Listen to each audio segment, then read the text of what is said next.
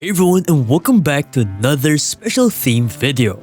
Today we'll be tackling mods to enhance your first-person experience. It's been 2 years since my very first-person mod showcase. Of course, right now there's a ton of new mods and updated mods that I believe we should look into.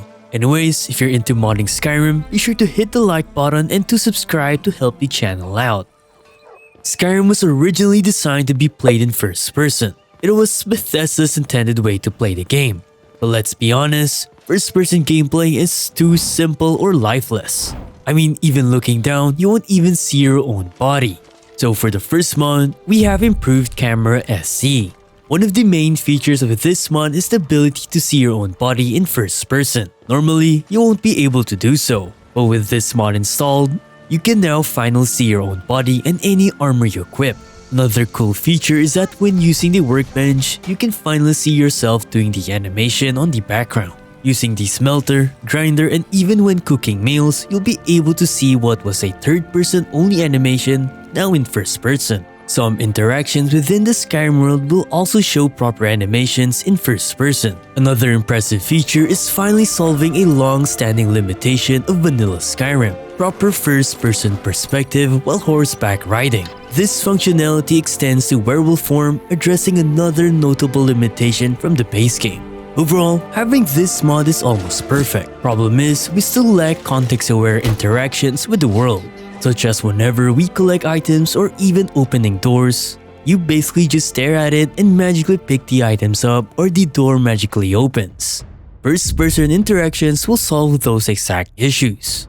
With this mod installed, you'll now be able to see context-aware animations play whenever you interact with the world. For example, interacting with puzzles will now show appropriate animations. It will look as if you're really turning the puzzle.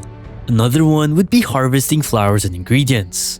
As you harvest flowers, you will even see the actual flower model you picked up. Praying at shrines will now look as if you're actually praying, and opening doors will now show a push animation. Of course, there are even more animations aside from those, from looting NPCs, touching standing stones, lockpicking, harvesting animals, and even applauding bards as they sing. Take note though, as of making this video, the author hasn't made a compatibility patch with improved Camera SE yet. However, the author is working on it, so either use improved Camera SE or first-person interactions, and then wait for the compatibility patch. To complete the context-aware type animations, I recommend to have the eating animations and sounds SE and the available first-person patch for it by Pomba. This will enable us to have individual animations and sound effects for each food item. For example, food such as this stew, fish, or probably you want to eat some delicious steak, you'll now see appropriate animations and sound effects for all of them. Some of the food will even have an option for you to use the table. And by opting to do this, you'll have a special animation just for it. Drinking ale will also show drinking animations, which I personally think is really cool. Best part of the mod is that we can finally see the food we eat. Whether it's a hearty venison stew after a long day of dragon slaying or a sweet rolled treat to replenish your hunger. But let's be real, while we love cooking up virtual feasts in Skyrim, sometimes the thought of preparing a real-life meal after a long gaming session can feel like, well, a big chore. That's where a sponsor for today's video comes in: HelloFresh. HelloFresh takes the stress out of meal planning by delivering fresh, pre-portioned ingredients straight to your door. With easy-to-follow recipes, you can cook delicious meals in no time, leaving you more time to mod Skyrim or play games. With over 50 plus dinner options and even more market items such as drinks and snacks, you'll definitely have a ton of choices to choose from. Personally, we chose this delicious premium steak meal and it was honestly easy to prep. The instructions were very clear and just having all the ingredients ready makes things hassle-free. Importantly, it even tastes very delicious. My girlfriend especially enjoyed the chicken with mushroom meal, and it only took around 30 minutes to prep and cook and everything was delivered freshly.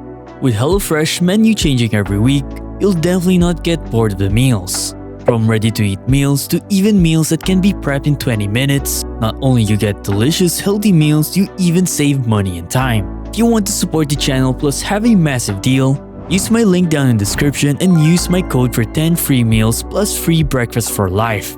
One breakfast item per box while subscription is active if you're in the US. You'll be able to use the code in all countries and respective local discounts will apply. Now we've completed our main first-person mods, let's move on to a few quality of life mods before heading to the combat section.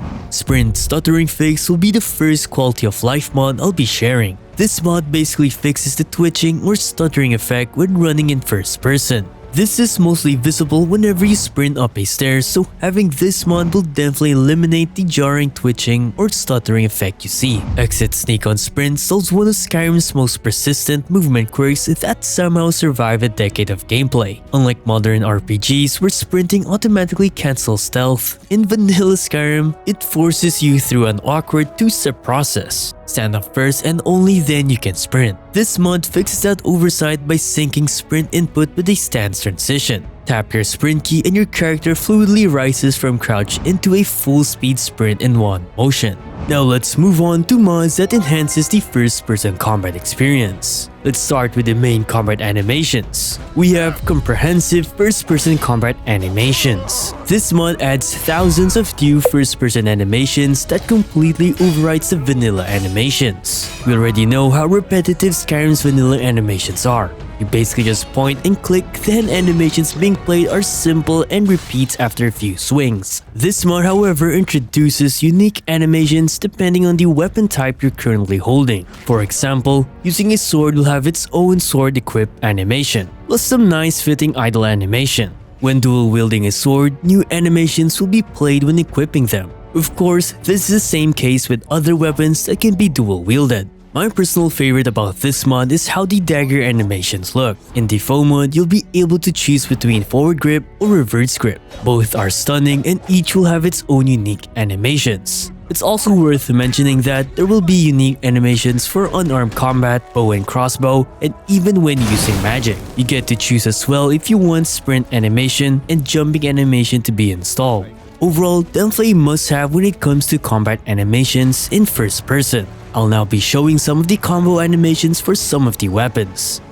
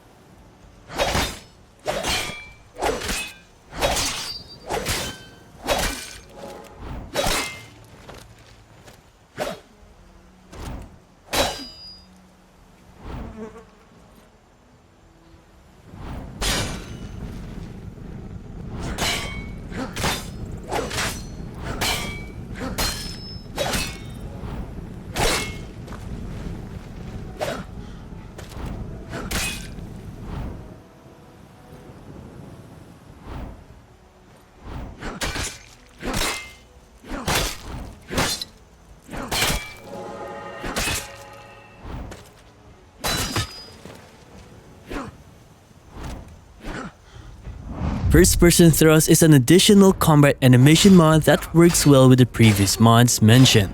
This mod basically allows you to do thrust attacks with a sword and a greatsword in first person just by pressing a hotkey. It uses the thrust animation from comprehensive first-person combat animations, making it a seamless addition.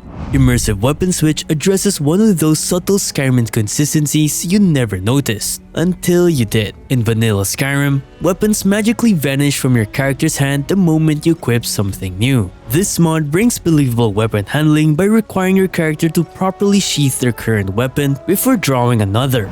This honestly makes a lot more sense, and it even works for NPCs. Another excellent mod for enhancing first-person gameplay is first-person stagger animation remade. This mod significantly improves quality of life, particularly when handling stagger mechanics. In vanilla Skyrim, the recovery animation after a stagger feels too long, but with this mod, it streamlines the process by making the stagger animation slightly quicker. In my opinion, this adjustment is a huge improvement overall. Of course, first-person combat cannot be complete without a proper dodge mechanic. If you're using Immersive Camera SE, TK Dodge RE will be the perfect dodge mod as it will work together. The mod is pretty self-explanatory. Press one of your direction key plus the hotkey for dodging and you'll be dodging towards that direction. What's nice about TK Dodge RE is that it supports 8-way dodge direction. As long as you press the appropriate directional keys, plus the dodge hotkey, you should be able to dodge where you exactly want to go. Additionally, I recommend pairing it with simple TK Dodge Sidestep to make first-person dodge animations more seamless. This is by far my favorite TK Dodge replacer as it works best with first-person gameplay. And that's about it for our first-person combat overhaul. With these, not only you'll have better animations but a more smoother and fun first-person experience. As for the complete mod load order, you should be able to see it right now on your screen. Remember, first-person interactions isn't compatible yet with improved Camera SE, but the author has confirmed to make a patch for both mods to work seamlessly. As for eating animations and sounds SE, it's somewhat compatible with improved camera, all you gotta do is to make sure to be in attack form. And just like first-person interactions, the authors promised to make a compatibility patch soon. Now for special mentions to enhance combat gameplay, here are a few extra mods I love for overall combat polish. We have Precision, which makes weapon collision more accurate, dynamic slash effects and dynamic impacts add satisfying slash effects and different sound effects based on what you're hitting and the weapon you use. For example, hitting an enemy with heavy armor versus light armored NPCs will play different sound effects.